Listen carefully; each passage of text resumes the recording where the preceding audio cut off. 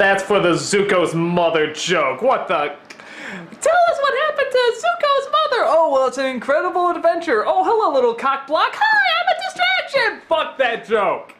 You guys are too clever for your own good, goddammit. And yes, I purposely freezed on that so that everyone can think I was gonna hate the first episode, Legend of Korra. But I don't. I like the first episode. So, gotcha! Again, that's for... If you're gonna do a fake out like that, I can do a fake out on you. So, there you go, even though you're probably not watching this. But all you guys are, so let's talk about this. This is the beginning of the Legend of Korra vlogs. And, yeah, I am so glad that I stayed away from everybody talking about the show, and I stayed away from comments and stuff like that, because...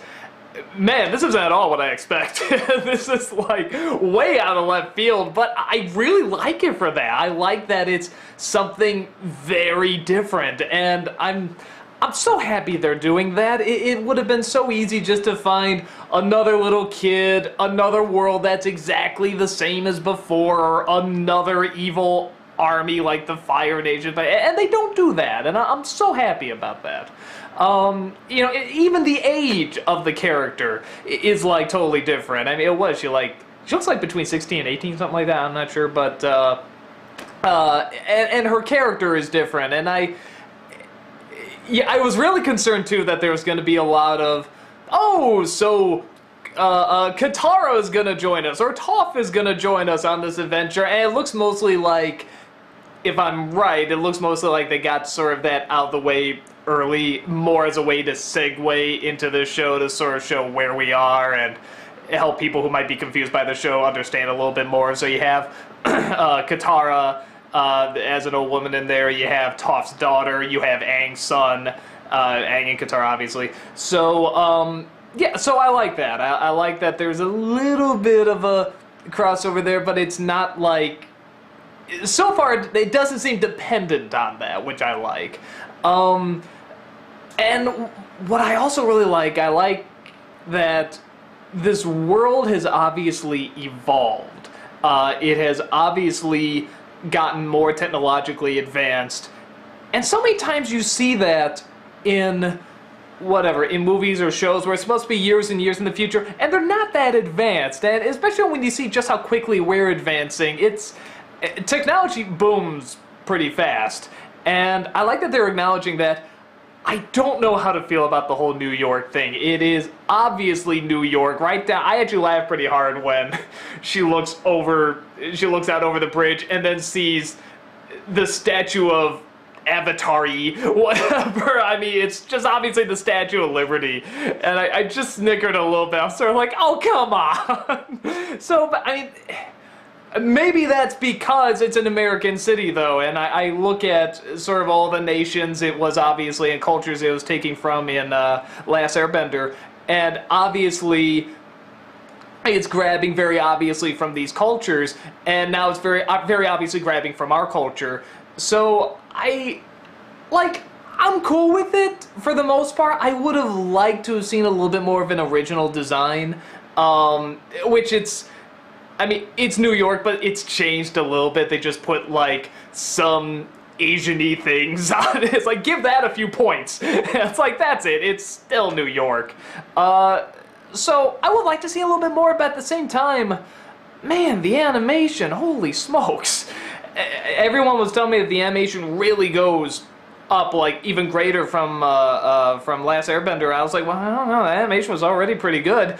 It's just like, the minute you see the city, I just went, wow. Like, it just blows you away how incredible this animation is. I mean, this looks like anything out of, like, the best animes in Japan right now. I mean, it just looks wonderful.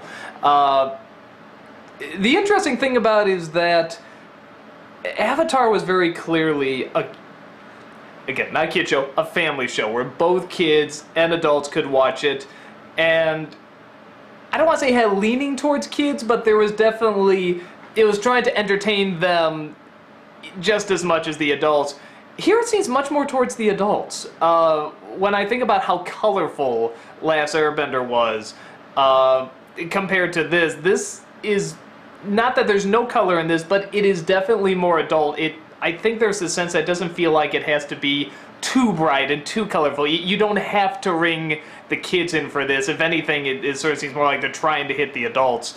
So, again, I'll be curious to see sort of if that keeps going through this. I mean, as of now, it looks like they're primarily in the city.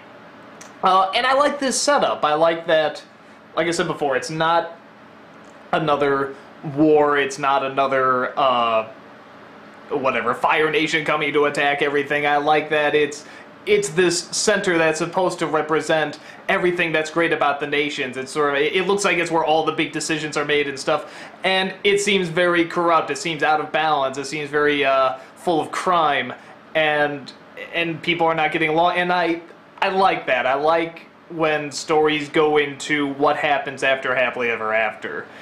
And they do it pretty well so far. It's sort of the same thing. I really like that about the Dune series too. I mean, I like the first Dune, but after the Children of Dune series, I mean, that's where it's like, holy smoke, now this is interesting, because we've seen the Prophet stuff, we've seen all that, but I mean, now it's like, what happens after the Prophet comes and everything is supposed to be good? Because things are never going to be 100% good. There's always going to be that struggle going on, and that you always strive to get that perfect balance, but it's never going to be perfect. So what do you do to keep that balance? And I like that. I like that they're taking this route. I like the fact that Korra is obviously very cocky and sort of a blowhard, but is not unlikable. Obviously, she's been given this great ability to harness her powers very early, and as you sort of notice with a lot of people that are given sort of physical advantages, they flaunt it, they abuse it, and it's always sort of that fun journey to see if they can get them to use it responsibly. Some do, some don't, but it seems like the character has a good heart, which I like, and she's leaning towards wanting to do the same thing. This could be fun if they, because with those kind of people, especially ones that do have that great power in them already, but don't necessarily understand the restraint and the control and the responsibility, it can sort of go either way. So I'd like to see that played with, sort of like what they were trying to do with Anakin Skywalker in the prequels. I like to see them really play with that, and it'd be cool if they could actually get it to a point where if she didn't know which side to turn to, and you didn't know either, I don't know if they're going to go that route. I don't fully know what route they're going to take, which again I like. In the last Airbender series, they had very clearly, well, we're going to go to the North Pole or South Pole, I forget. I'm sure you'll correct me. You know, we're going to fly there so that he can learn waterbending, and he's going to learn everything to stop the Fire Nation. Here, the setup's a little bit more, not quite as straightforward, and it looks like it's still sort of taking time to get set up, and that's cool. I'm totally fine with that. I like these characters. I like that polar bear dog. I like, oh, I don't know his name, and I'm not gonna try to guess it. But the son of Aang, I'll just call him that. You know, I like that character. I like how sort of, you know, restrained he is, but he also sees the possibility, and yeah, so far it's a good start, and I'm curious to see where it goes. I think in some respects, it's hooked me a little bit more than the last Airbender's first episode, but then the second episode where it's like, you know, that's where it got me. And I'll be honest, I'm more interested in this show mostly because A, how good Last Airbender was, and B, that it is sort of so vague and more adult that I'm saying if Last Airbender didn't exist and I saw this show, I'd be like, well, what are they doing with this? I like that I can't quite get a grasp on it yet. I enjoy that. God, we love to put things in categories and stuff, and it's like I can't do that yet with this show. So I really appreciate that they're starting off in this way that's like, hey, you'll have to see. You know, instead of we're this or we're that, it's, you gotta wait and see. So yeah, that's about it, guys. I don't know how often I'm going to do these because it's only 12 episodes, but I'm going to try and get it done before the next season starts, which I hear is pretty soon. So, yeah, I'll just keep reviewing them, and hopefully you'll keep watching them. Take care.